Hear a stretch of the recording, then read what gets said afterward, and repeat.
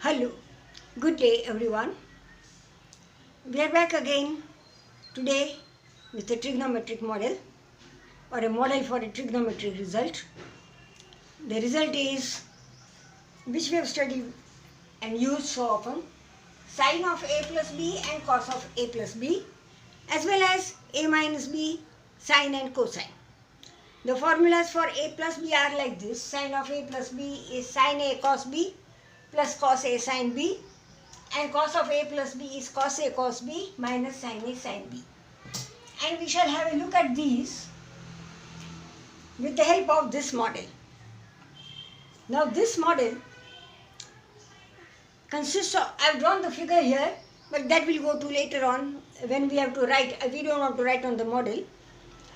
This model is made up of four, as you can see, four right triangles. They are all right triangles.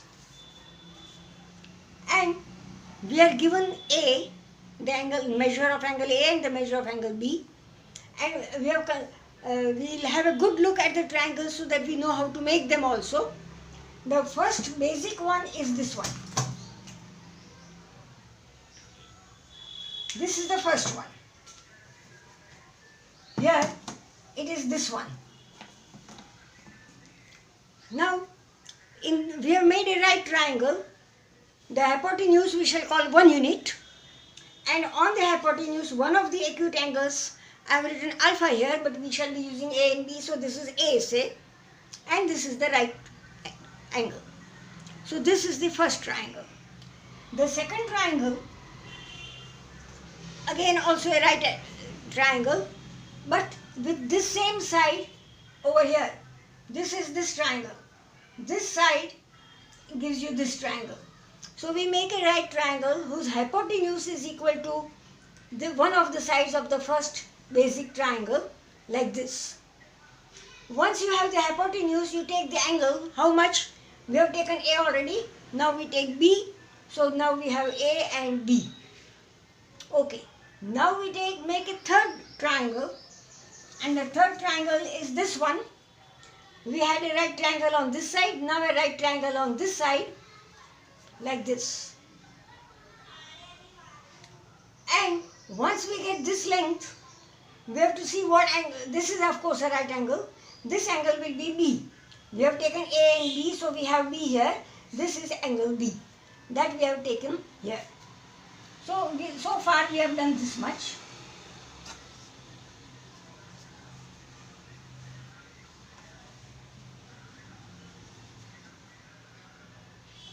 So far we did these three, and now the fourth one is this triangle, again, which will fit in here. Its hypotenuse is 1 and this angle is A plus B. We can check here.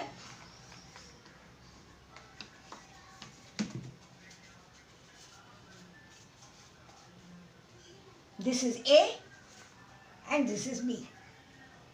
As you can see, the whole angle is A plus B.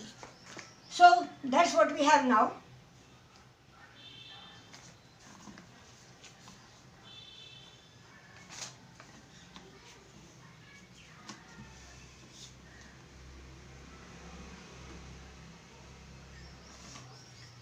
So here's the model.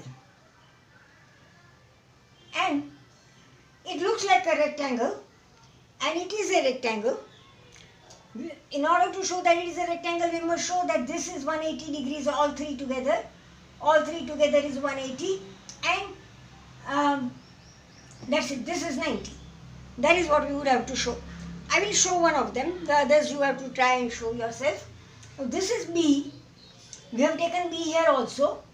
This is B. This is 90 minus B. Because this is right angle. This is a right angle. So this is B. 90 minus B, B. And that will add up to, B, 90, 90 minus B, and that will add up to 180. So this will be a straight line, and then this is a right angle, and if we can show that this is also a straight line, then it will become a rectangle. So now we see that this is a rectangle. Now in this rectangle, what we are going to do is, we'll first take them piece by piece and see the measures. Now this length is 1. Now we know that the length sin A is opposite side upon hypotenuse. So sin A will be this red upon 1. That means this red length is sin A. Or in other words, this is our red length. This is sin A. Similarly now, this is 1, this is A. So this is cos A because this is 1.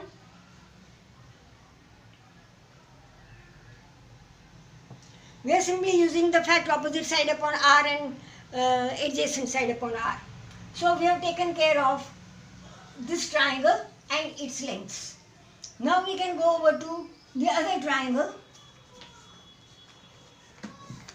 this one. Now we know that one of the sides here is cos A already, and that happens to be the hypotenuse here. Now if we take sin B, it will be this upon this, if you call x. So sin B is x upon cos A, or x is equal to cos A into sin B. So x is equal to cos A into sin B. Now what about this? This is the projection. So this is sin B, this will be cos B, cos A, cos B.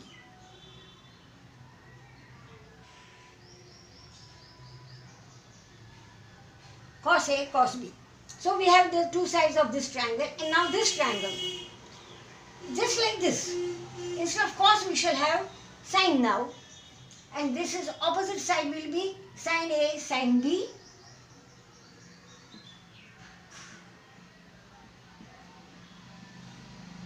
And the adjacent side will be cos A, and we'll write sin first, sin A,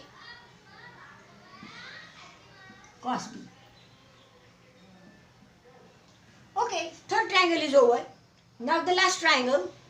This we have checked already that this is A plus B. This is 1 unit. So opposite A plus B will be sine. And the radius, hypotenuse is 1. So we simply have sine of A plus B.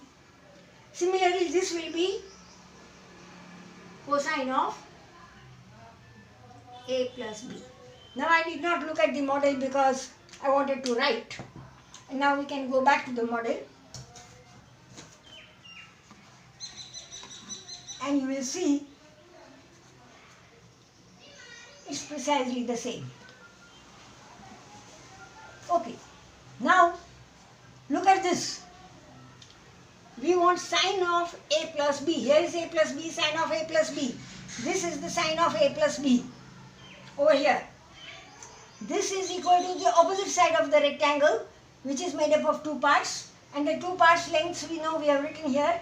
Sin A cos B plus cos A sin B. Sin A cos B plus cos A sin B. That gives the first formula.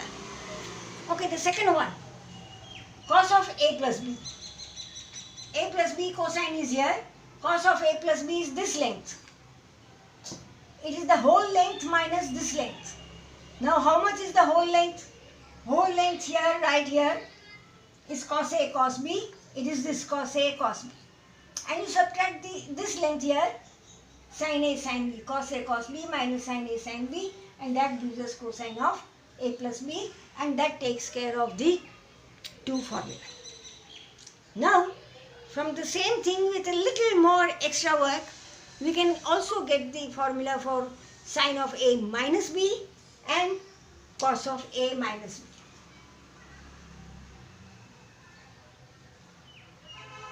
What have you to do? All you have to do is wherever there is B, take minus B. Alright. So instead of A plus B, we will have A minus B.